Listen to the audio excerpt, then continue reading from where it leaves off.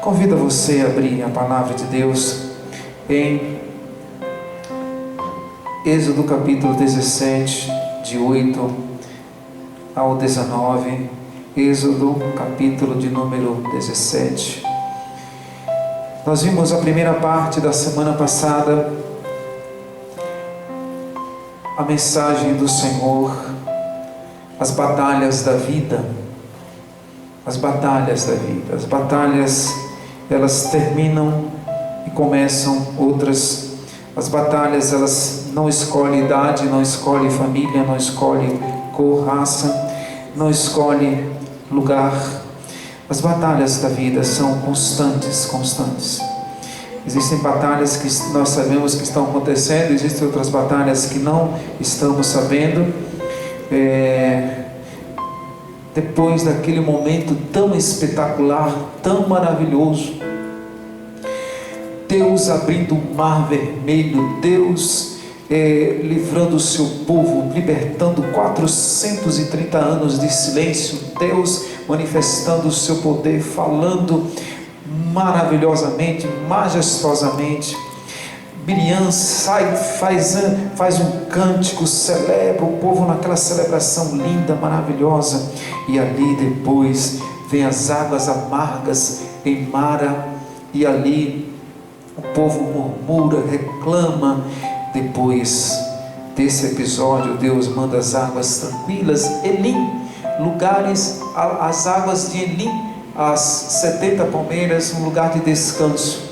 Depois que eles passam aquele momento de descanso em Elim, aí vem os amalequitas.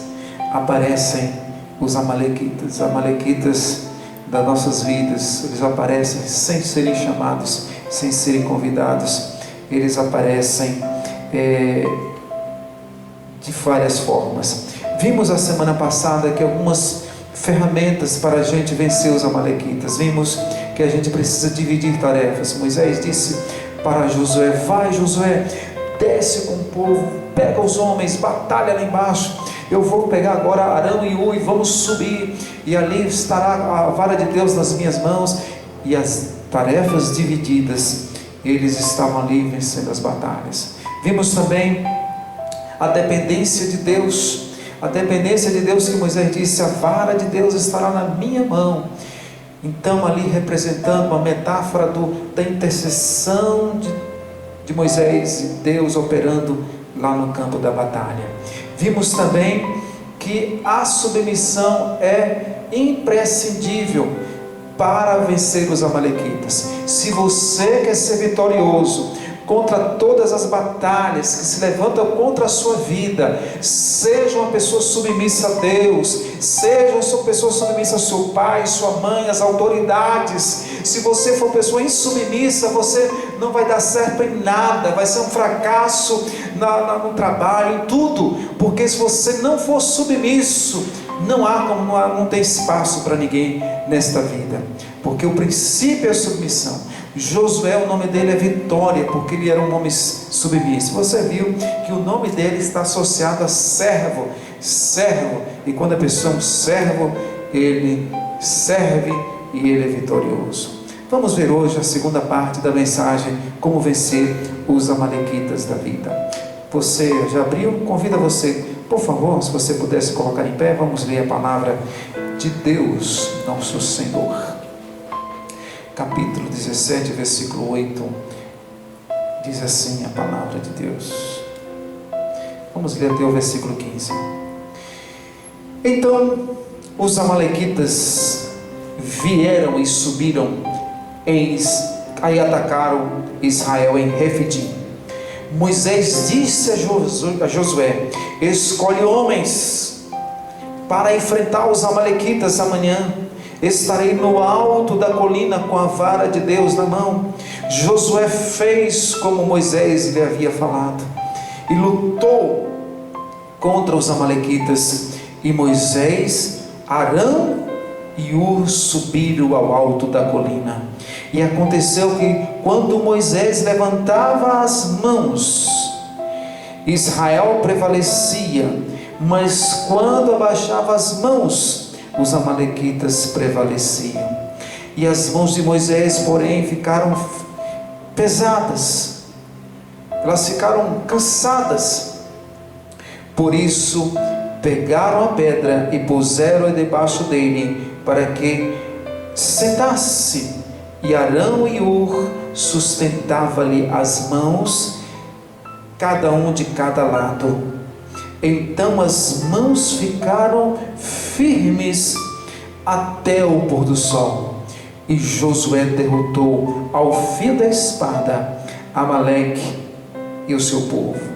Então o Senhor disse a Moisés: escreve para memorial no livro, conforme Israel, que apagarei totalmente a lembrança de Amaleque debaixo dos céus. Versículo 15, eu convido a igreja a ler comigo, por favor. Então Moisés edificou um altar, ao qual deu nome Jeová Nissi. Amém. Obrigado, Senhor, por essa palavra tão maravilhosa. Somente ler já sentimos alegria e conforto em nossa alma. Muito obrigado, em nome de Jesus. Amém. Obrigado, irmãos, por poder sentar. Daniel, querido, eu sei que sempre aparece uma manchazinha aqui, mas liga para mim essa luz aqui, por favor. Porque eu estou com uma letra tão pequenininha, irmãos. Eu passei dos 50 anos, eu tenho que usar óculos, né? Obrigado, querido. Eu sei que vai ficar um pouquinho da manchinha, mas não tem problema não. Depois eu converso com o Fabiano. Irmãos, as batalhas da vida. As batalhas, elas são incríveis. Eu tenho uma família de 9 irmãos, 11, são 11, mas já foram 2. E hoje à tarde eu recebi uma mensagem do meu irmão e está uma situação lá, uma batalha muito grande na família. Houve uma situação lá da nossa casa que alguém queria ficar com a casa e agora conseguiram retornar à casa. Em vez de celebrar a casa, aí já tem gente com a maior peleja por causa da casa. E eu nem sabia que estava acontecendo isso, nem sabia dessa batalha.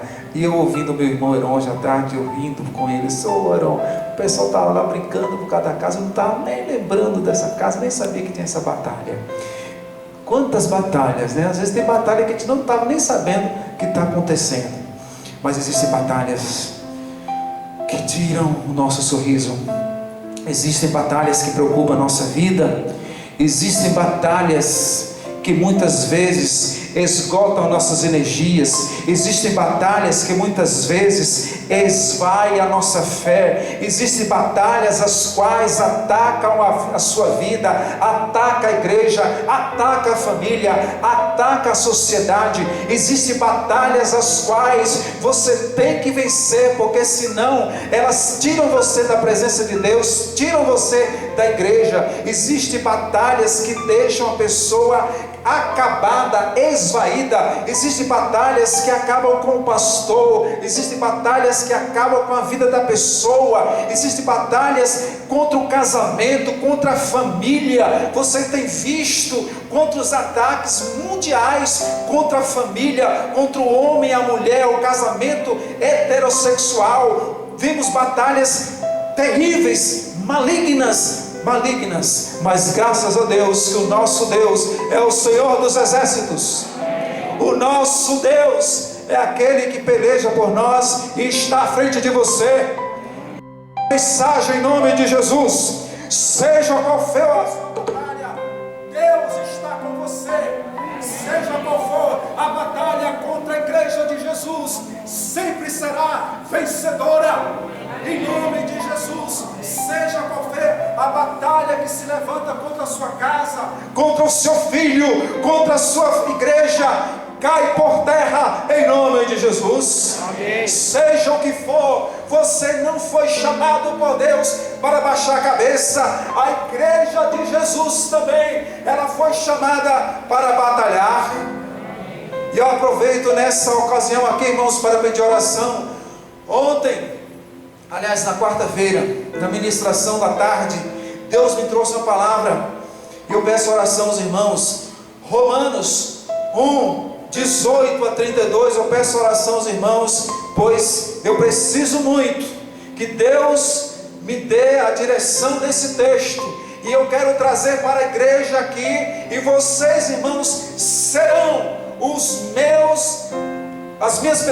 aqueles que estarão comigo em oração, pois eu sei que esse texto sagrado é um texto que precisa ser pregado nesses dias. Amém. Mas eu preciso de você nessa oração, nesse dia. Preciso, em nome de Jesus, pois é um texto muito importante nesse período. Como vencer os amalequitas? É preciso que haja uma interligação dos dois reinos. Como nós vencemos as batalhas? Existe uma interligação no reino físico. Sabe esse reino que nós estamos vendo aqui? Esse reino material? Existe uma interligação com o reino espiritual. O reino que nós não estamos vendo, mas está acontecendo. O reino que está invisível, mas que está se movendo, que está agindo enquanto nós estamos aqui. A interligação era Moisés no monte, Moisés com a vara de Deus, e as mãos erguidas, e quando Moisés cansava, a batalha física, Josué começava a fracassar. Esta interligação impressionante é a primeira vez que ocorre tão explicitamente nas Escrituras. Você vai ver outras passagens, mas essa é a mais clara. Quando Moisés cansava com os braços, a batalha lá embaixo, Josué começava a perder, e os amalequitas prevaleciam.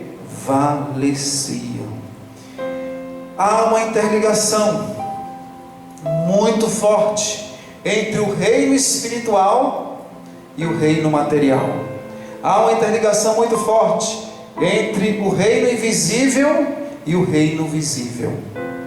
O que ocorre no mundo espiritual afeta o reino físico, e o que falta aqui também no reino físico pode afetar o reino espiritual. Vamos ver alguns exemplos. Samuel está iniciando o ministério.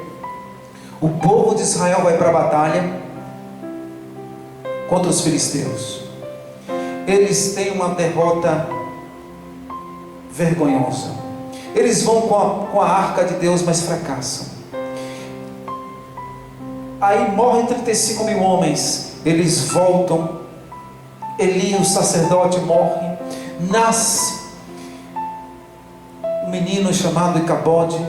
A arca de Deus é levada pelos filisteus. 20 anos se passam. A arca volta. Mas quando volta agora, volta diferente. 20 anos, Samuel estava consolidado como sacerdote, juiz e profeta. E ali, quando os filisteus aparecem de novo, capítulo 7, agora era diferente. Os filisteus estavam vindo. O povo aprendeu a lição, disse: Samuel, não pare de orar por nós. Agora Sabiá mudou de canto. Samuel prepara o holocausto, prepara os sacrifícios, prepara a intercessão. Aí vem os filisteus. Na hora que os filisteus descem contra Israel, olha o que acontece.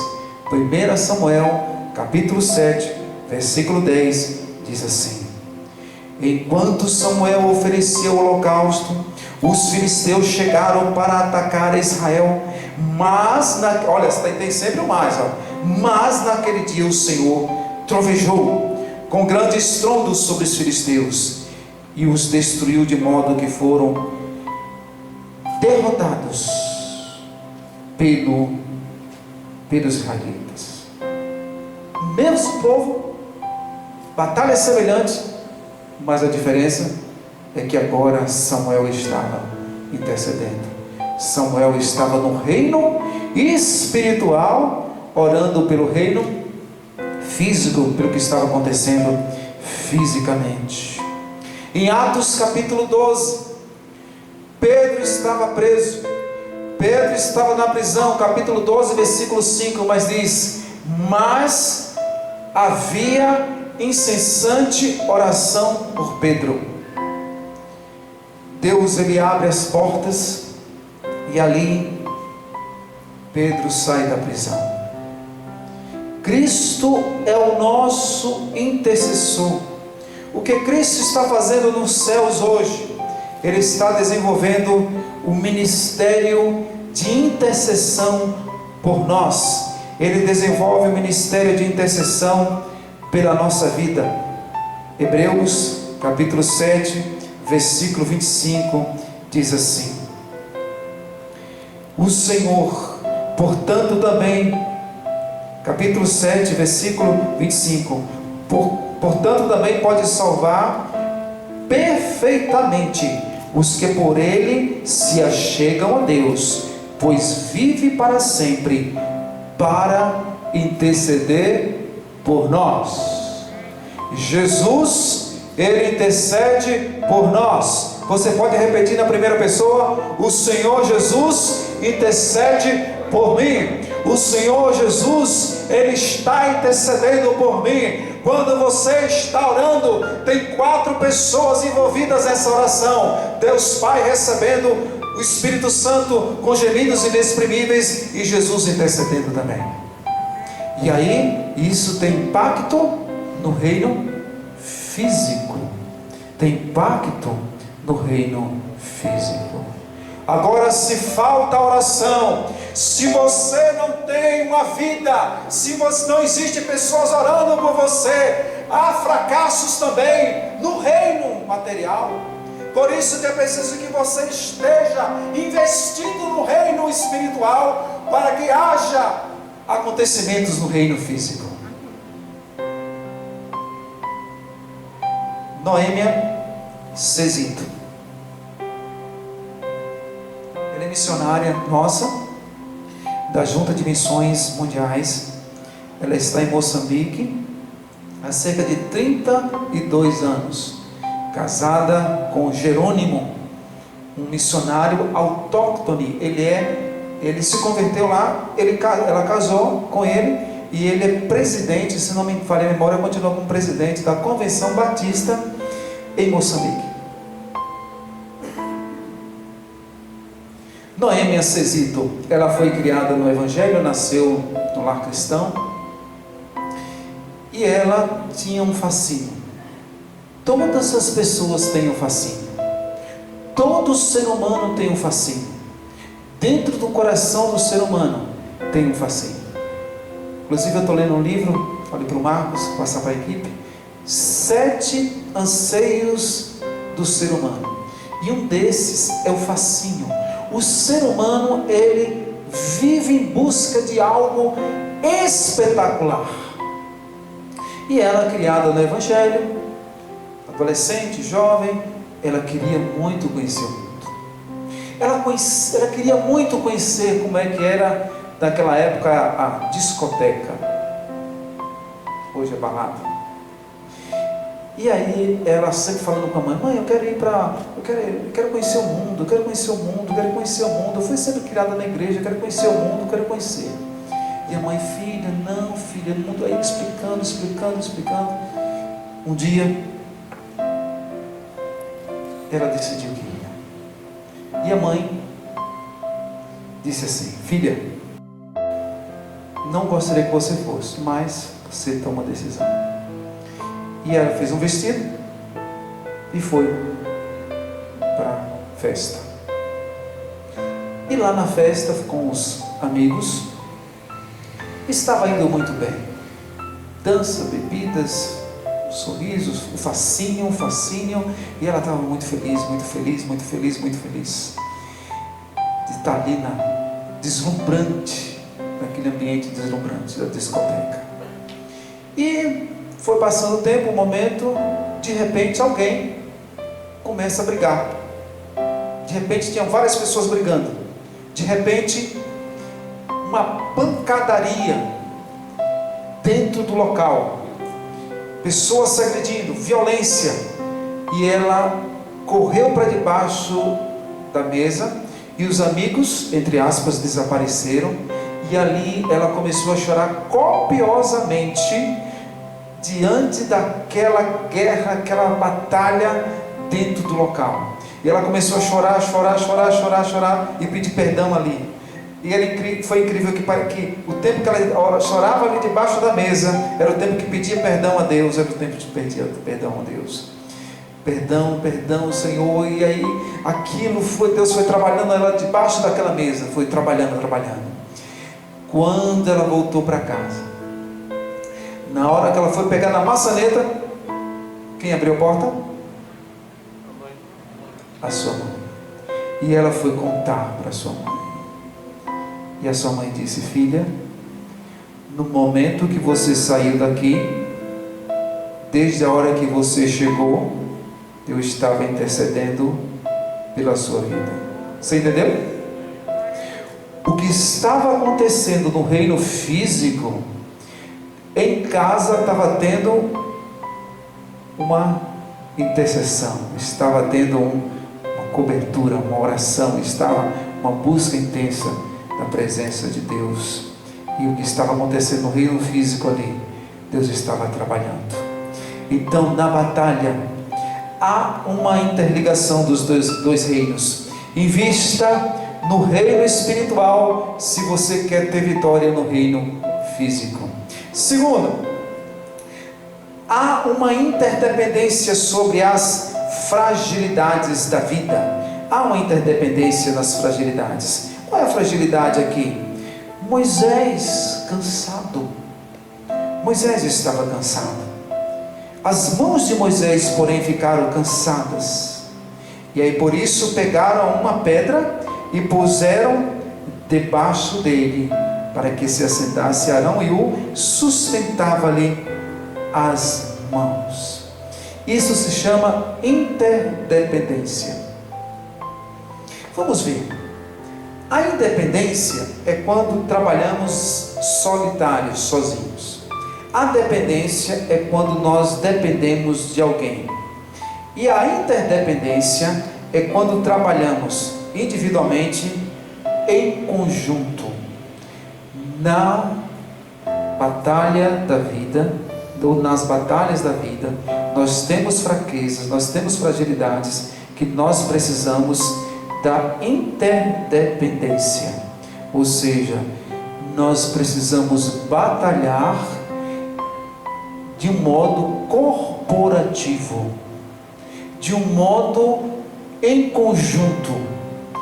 A batalha precisa ser individual, mas ela precisa ser de um modo também corporativo.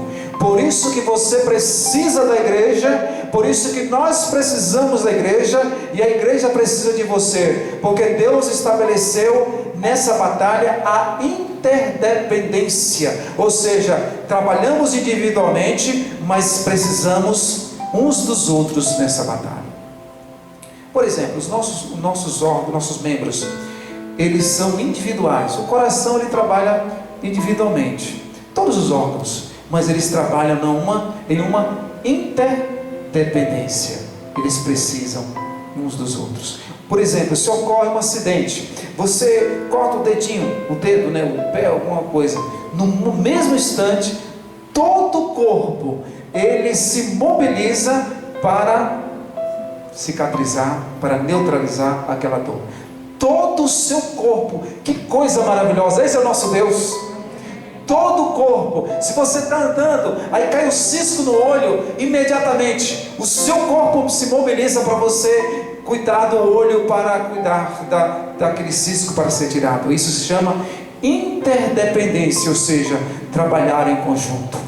Você não pode andar sozinho, você não pode ser uma pessoa solitária, você não pode ser um crente isolado, dizer que não precisa da igreja. Quem estabeleceu a interdependência foi Deus, é Deus. E aqui Moisés cansou, Moisés estava cansado, e aí o trabalho da interdependência, vem Arão e Hur, coloca para sentar, e aí sustenta as suas mãos. É impressionante a interdependência. Nós vemos que, por exemplo, você vai ver vários exemplos no mundo da vida, quando há uma ocorrência policial, dependendo do tipo de ocorrência, a polícia não vai sozinha, ele já comunica com outros, para que vão outros fazer cobertura. A interdependência, nós precisamos ter uma interligação dos dois reinos, o reino espiritual e o reino físico, mas nós precisamos também dessa corporatividade, essa corporatividade na nossa vida. Não enfrente as batalhas isolado. Provérbios 18, versículo 1 diz que o solitário insurge-se contra a verdadeira sabedoria.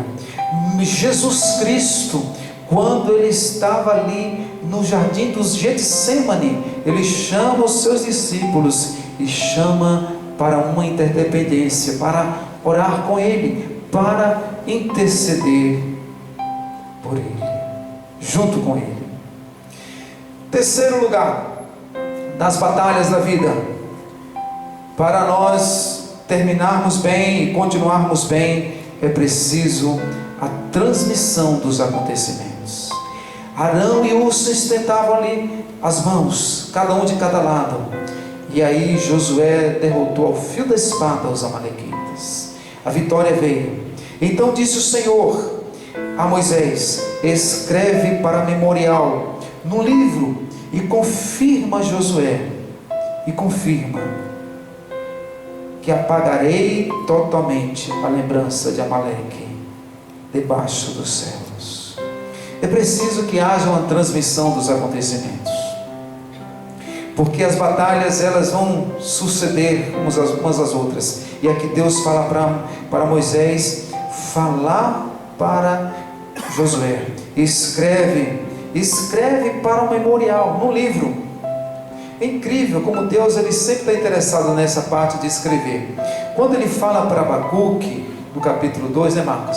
Ele diz assim, o que vês, escreve num livro, para que quem passa correndo possa ler. Aí alguém disse que Deus já estava lá inaugurando o outdoor há 600 anos atrás.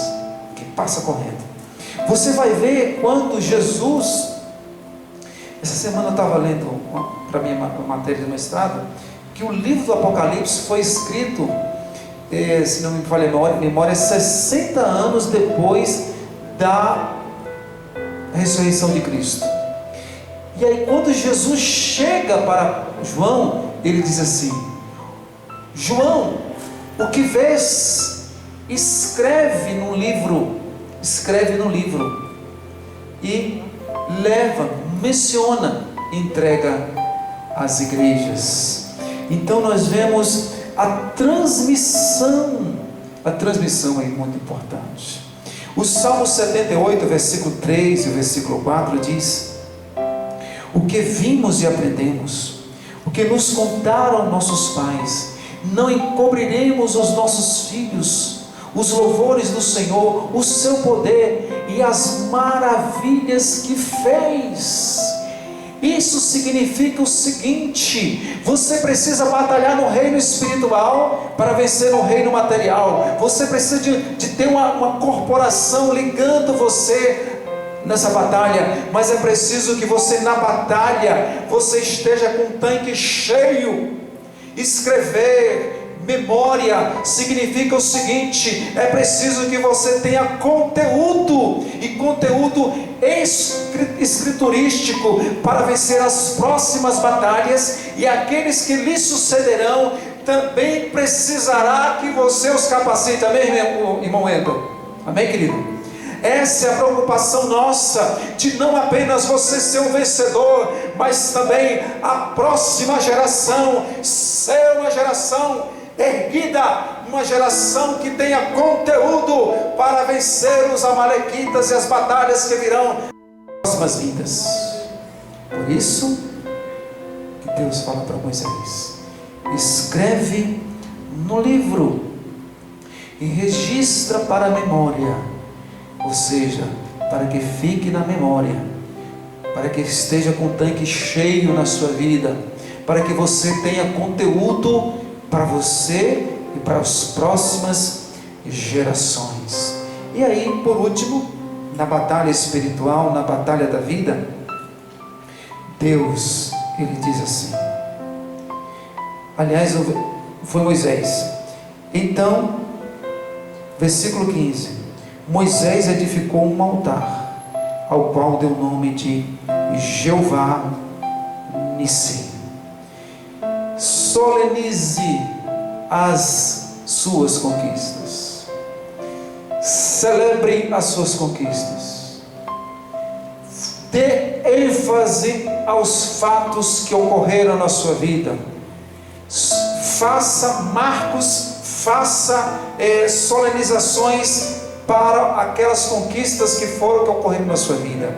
Quando Moisés levanta um altar e diz, e deu o nome Jeová Nissi, esse ato está aqui celebrando, esse ato aqui está dando visibilidade que a vitória é daqueles que esperam no Senhor. Esse ato está dizendo que a vitória é daqueles que confiam no Senhor, não se abalam, mas permanece para sempre. Solenize, ou seja, faça um culto, entregue uma oferta, convide alguém, faça de alguma maneira, uma forma de você celebrar. Quando a mulher que perdeu a dracma perdida, ela encontra a dracma, ela chama os vizinhos e diz, vamos celebrar, porque achei a dracma perdida. Quando o pai, o filho pródigo, o filho volta, ele chama os seus criados, mata o cordeiro, chama todas as pessoas ali e diz, venham celebrar comigo, porque esse meu filho estava morto e reviveu, estava perdido e foi achado. Celebre, relembre o dia que você aceitou Jesus, o dia que você se entregou, se arrependeu. Você tem que dar visibilidade, escrever isso, contar para os outros. Isso é momento de celebração que vimos na vida do irmão Manuel. Graças a Deus, aqui hoje à noite, Deus manifestando. Conte, celebre, exalte o nome de Deus e façam coisas as quais, quando você olhar, você diga, Deus, o Senhor maravilhoso agiu na minha vida. É preciso dar visibilidade, porque quando você soleniza, você está se abastecendo. Você está se abastecendo porque quando vier outra batalha, você diz assim, o Deus que agiu no passado é o mesmo Deus que age no presente, e o Deus que age no presente é o Deus que age também no futuro. Porque uma das formas do inimigo tentar derrubar você é fazer com que você pense que não tem tido vitórias. Então é preciso que você relembre as vitórias, conte as vitórias e faça um registro das vitórias. Essa semana meu irmão completou 32 anos de ministério, pastor Heraldo, e ele fez um vídeo, um áudio, e ele mandou para mim, para toda a família, e contando item por item, passo por passo, nesses 32 anos, faça um vídeo, faça um áudio, conte, solenize, porque você, quando você está registrando, você está glorificando a Deus e está envergonhando o inimigo e dizendo: o meu Deus é o Deus vivo, o meu Deus é o Deus que está agindo poderosamente. Escreva: pastor, não sou de WhatsApp, não sou de Twitter. Escreva, pega uma carta, faz um registro, deixa tudo registrado lá. Faça uma solenidade, porque Deus gosta de solenidade. Deus gosta de solenidade. Qual é o ponto máximo do livro do Apocalipse? Qual é o ponto máximo? Ah, pastor, será que são as bestas? Não, o ponto máximo não são as bestas do Apocalipse. Qual é o ponto máximo do Apocalipse? As taças da ira? Não é o ponto máximo, o ponto maravilhoso do Apocalipse. Pastor, qual é o ponto máximo do Apocalipse? São os 24 anciãos, são os querubins, são aquela multidão que está lá diante do trono? Ainda não. Tem um ponto máximo aqui, olha, esse é o ponto máximo, capítulo 19, versículo 7, versículo 8. É um ponto de celebração, é um ponto de solenidade, é um ponto alto do Apocalipse, que você deve estar cheio, a alma fascinada por esse grande dia. Apocalipse 19, versículo 7, o encontro da noiva e o noivo, a celebração das bodas do Cordeiro. Este é o ponto alto, maravilhoso. Olha que coisa linda. Alegremos-nos, exultemos-nos e demos-lhes glória, porque chegou o momento das bodas do Cordeiro, e a sua noiva já se preparou, e foi-lhe permitido que vestisse de linho finíssimo, resplandecente, puro, linho finíssimo, que são as obras justas dos seus servos, Faça a solenidade no meio das batalhas. Quando terminar, faça solene gratidão a Deus. O que esse altar significa? Esse altar, quando Moisés levanta, esse altar significa aqui, fé e adoração. Esse altar que Moisés levanta aqui significa comunhão.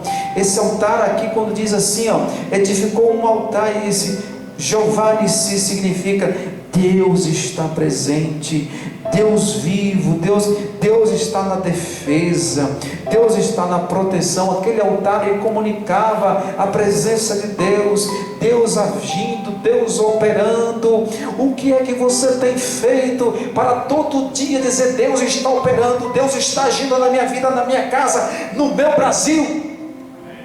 Querido, não abaixe a cabeça. Deus é a nossa bandeira. Não são ideologias que vai derrubar a nossa nação, não, mas é o nosso Deus que erguerá a nossa terra brasileira sadia e abençoada em nome de Jesus, porque o Jeová é a nossa bandeira. O Senhor é o nosso altar, o nosso altar.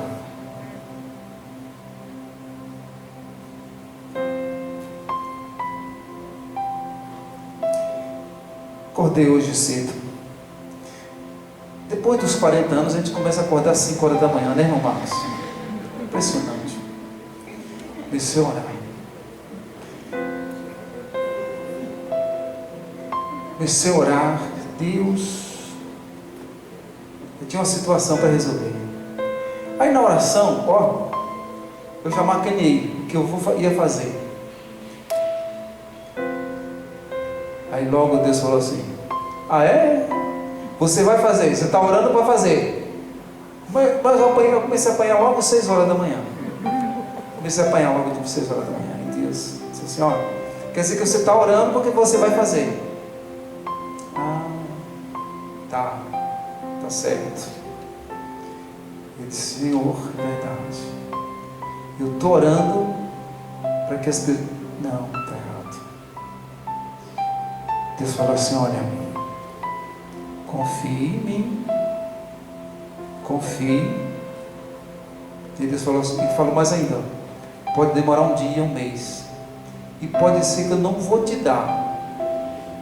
Eu disse amém, Senhor.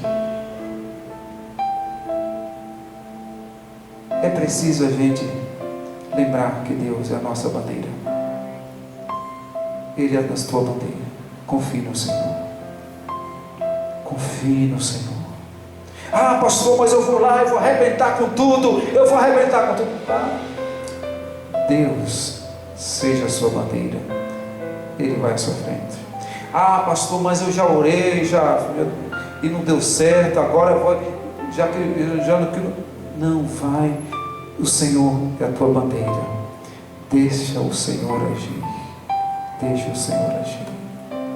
Levanta um altar. Esse altar seja o altar da sua confiança em Deus. Seja o altar da presença de Deus. Seja o altar da perseverança em Deus. Ele é a sua bandeira. Pastor, mas está demorando muito. Meu querido, o importante é que o altar do Senhor esteja erguido na sua vida. E o tempo de Deus, Ele se levantará. Amém, irmão Jonas? Deus levantará. Deus levantará. Na batalha contra os amalequitas, às vezes a gente quer fazer no braço, né? Ah, é?